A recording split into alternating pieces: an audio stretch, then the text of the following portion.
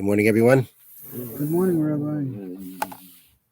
Broadcasting from the Congregation with Israel Library. We're back. We are learning Mishnah Shabbos, Perek Beis, Chapter 2, Mishna Gimel, Mishnah 3. I dedicate this morning's learning in memory of my mother, Mr. Shlomis Rabinowitz, Shlomis Bas Reb Yaakov Eliezer. Okay, so the Mishnah now starts off with another halacha about what things we may use for our wicks. So, anything that comes from a tree, we cannot light with. Ella fishtan, with the exception of flax. Now, what that means is like this. And I'll read to you here from the bottom from the notes. Some parts of a tree can be crushed, spun, and made into wicks. Such wicks do not absorb oil easily, and their flame flickers, which disqualifies them from the use in Shabbos lights. Okay, so that's a fact. If you go ahead and you crush up some kind of certain trees, you want to make them into wicks, doesn't work well, doesn't draw the oil well, and therefore you cannot use it, as the other wicks mentioned previously. The exception is pishtan, flax. Now, you may say flax, not a tree, it's a plant. And technically you're right. However, the Torah does there is a pasuk in Tanakh that refers to flax as pishtan ha'etz. Flax of the tree flax.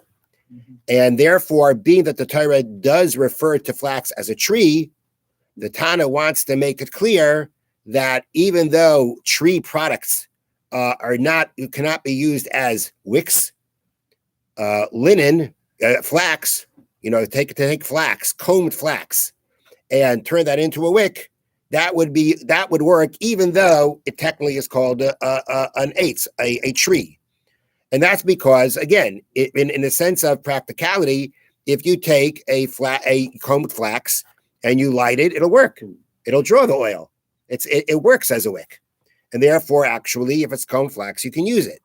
The author of the Mishnah wants to teach us that even though it's called eitz, it's called wood, and we just made a rule that wood products can't be used as a wick, this wood product could be used as a wick because technically it's not really a tree, and the problems with other tree products don't exist by the flax as long as it's combed. Okay, that's the first part of the Mishnah. Now, next part of the Mishnah gets involved in two things. It gets involved in, again, using something as a wick, but not because the problem will not have anything to do with how well it draws the oil. It'll have to do more with a muktzah problem. Okay, we'll see about that soon, what that problem is. Muktzah being things that on Shabbos, the sages declared for certain reasons that they cannot be moved or they cannot be used. And we'll see soon one of those laws. One of the laws that one of the things that makes something prohibited according to rabbinic law from moving or using is something called noilad, something that came into being on Shabbos or on Yontif. And we're going to see a situation like that soon. And that's one quick intro. And another intro is the fact that the Torah says that a beged, a garment, can be susceptible to tumah. That means, let's say a dead body comes into contact with it. It was under the same roof as a dead body. So if it is a beged, if it can be called a garment, it will become susceptible to tumah. To be a garment, it has to have the minimum size of 3 etzbois by 3 etzbois, 3 finger breadths by 3 finger breadths, which is not very big, right? It's just like the thickness of a finger, not thickness of a finger, but a small part of the finger. But no, the thickness of a small part of the finger. And if it's 3 by 3, that's just a few inches, right? It could still be called a beged because it can be used as a patch. However, it becomes less than 3 finger breadths by 3 finger breadths, then it's not called a beged anymore. It's not called a garment anymore. Actually, when it was a garment, it was classified as a kli, as a utensil, something usable. And then let's say it becomes less than 3 by 3, it's like you have an article. Let's say you have a cup, and it breaks on Shabbos or breaks on Yontif, right? And you want to now use one of the shards for something, right? So you can't use it to hold anything anymore. You want to use it as some kind of a shard, for some other purpose. You can find it. I used to use shards for plenty of things. It seems in times of the Mishna, the Gemara. Okay, so the halacha is that you can't use it on Shabbos or on Yontif because it's called nailed. It's something new. It used to be a utensil. Now it's not a utensil anymore. So it's considered a new object. Because it's a new use. Because it's a new use. The old use is gone. The new now it can only be used for new things. It's a new object. Something noilet, something that came into being on Yontif is a muktzah. You cannot move it, you cannot use it. Okay. And if I have a garment that was exactly 3 by 3, and then I made it less than that, it got less than that on Yontif, that means it went from being a garment to being not a garment. That's the equivalent of going from a kli, a utensil, to a shever kli, to a broken utensil. And at that point, number one, it's not a beged anymore. Number two, it's not acceptable to tum anymore because it's not the minimum size. Okay? So now, the Mishnah says like this. Now,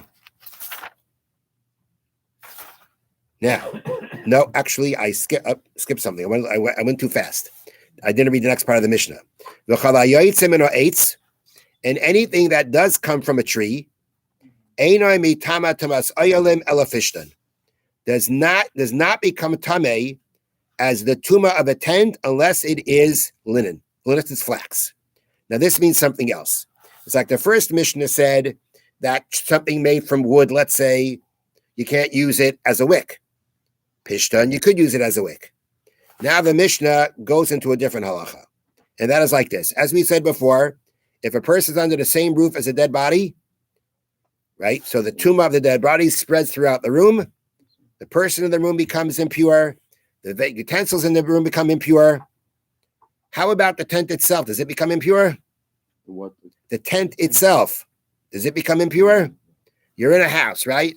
There's a dead body, chas v'shalom, in the room, right? So everything becomes tameh. Does the house become tameh? Yeah. No. House does not become tameh because it's connected to the ground.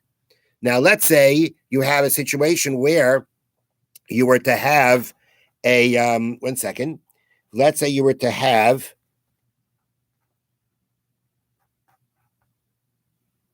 right. Let's say you built some kind of a little, a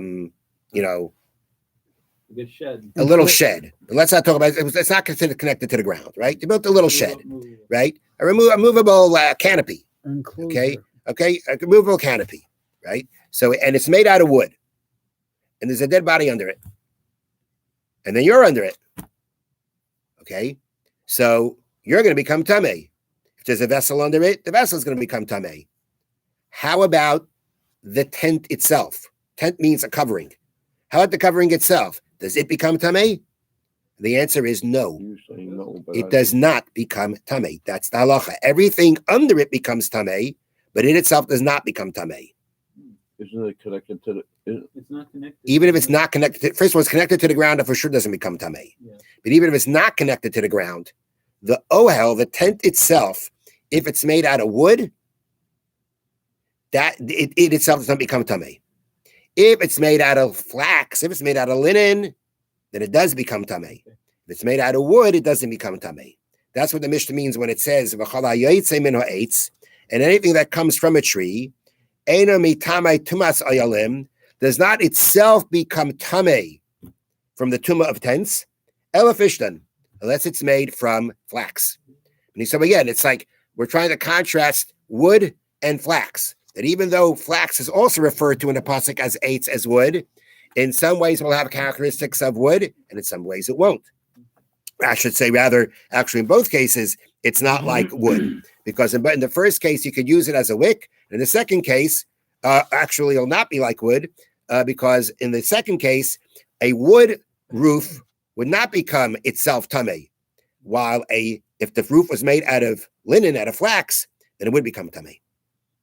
Okay, so anything under the roof itself becomes tameh. That's not the question. However, we're talking about the roof itself, so to speak, the covering itself, the tent itself. Will it become tameh? So the answer is, if it's made out of wood, and I mean tent means the covering, right? That's just the Torah words. I'm not talking necessarily a pitch tent, but it means the covering. And if that covering is made out of wood, it itself will not become tameh.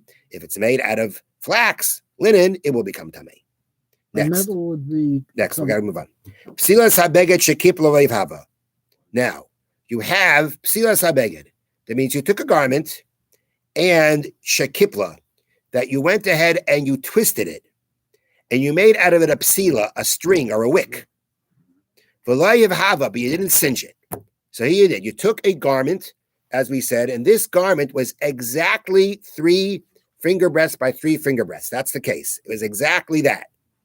You took it and you twisted it and you turned it into a wick. Okay. Now, typically, nowadays our wicks don't seem to need that so much.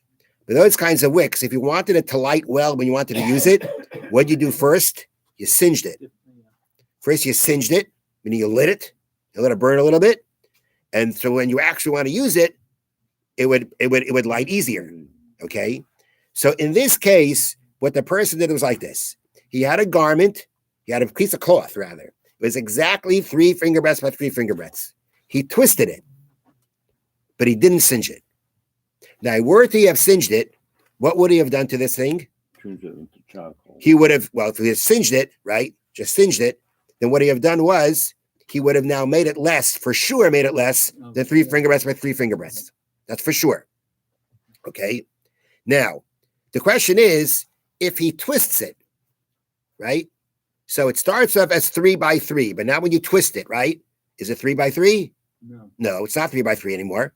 I mean, if you unravel it, it's 3 by 3. But right now, in the new form, it's not 3 by 3. Okay, it's not 3 by 3. So now the thing is like this.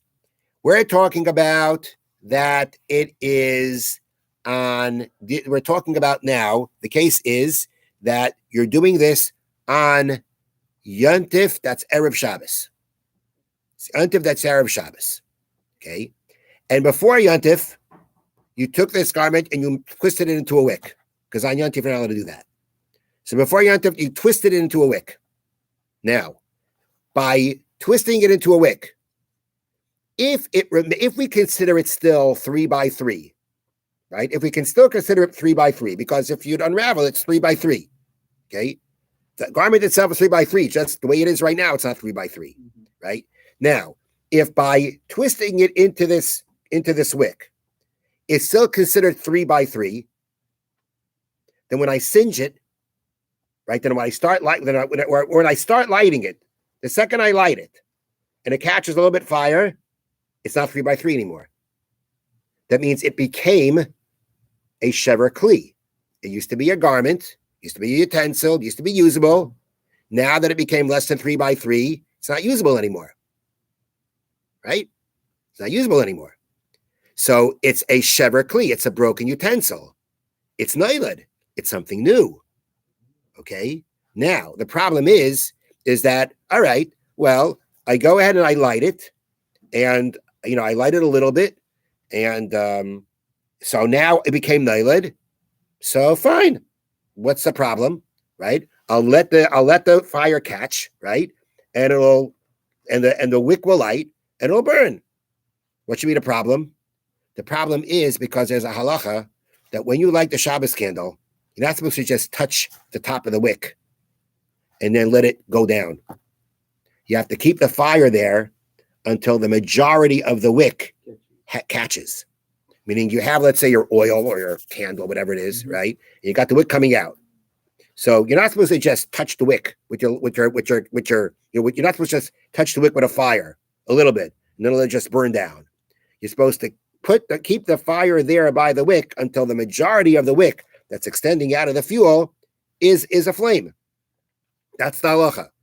That's to make sure that it's going to burn. But that's the halacha. That's how you're supposed to light. Now, the problem is that if this wick, right, the second that I touched it and I burnt it a little bit, it became nailed, it became muktzah, then I really can't keep my fire there anymore because then I'm using it. I'm using that wick. I'm using the muktzah. I'm using the nailed. Can't do that. So this is the situation here. This is the problem here. Okay, so now let's read how the Mishnah deals with it. Pesilas habeget shekiplo loyhivaba. The wick made out of a twisted garment that was not singed. If it would have been singed before Yontif, right? If you would have singed it before Yontif, so before Yontif, it would have become a broken vessel. That means on Yontif, it's already broken. Fine. It's broken. It's not something new. It's a broken vessel. Go ahead and use it. Go ahead and use it. But we're talking about where you didn't singe it. Rabbi Eliezer Oimer. Rabbi Eliezer says, first, Tameya. It is still susceptible to Tumah.